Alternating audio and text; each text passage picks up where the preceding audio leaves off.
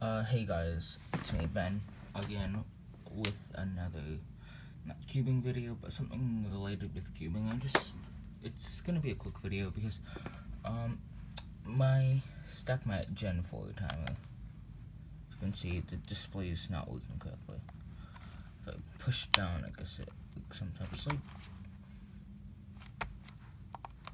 I guess it could work, but you can't really see it. So I'm gonna kind of show you how to fix it. So the screws on the back, see these, I already started doing it, but then I realized I should probably make a video. So what you want to do is you want to unscrew all of these, and then when you're done unscrewing these, just put them aside so then you don't lose them. And I'll get back with you once I unscrew all of them. So after you unscrew everything, turn it on. You should only see a couple of the digits. Flip it over again, so it's like this. Take off this backside very carefully. You see you have this wiring connecting here.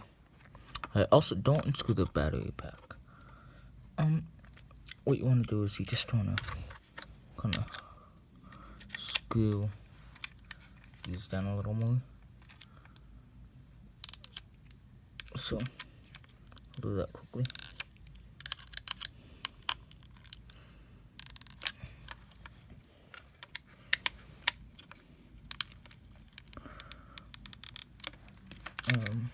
So yeah, you want to screw those down, and then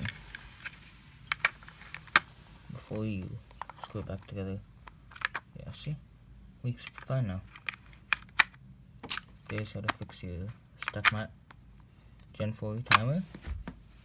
I hope this helped you, and I will see you in a later video. Goodbye. Oh, by the way, don't forget to put the screws back in. I almost forgot about that part, because I'm an idiot. Alright, now, final goodbyes. Goodbye.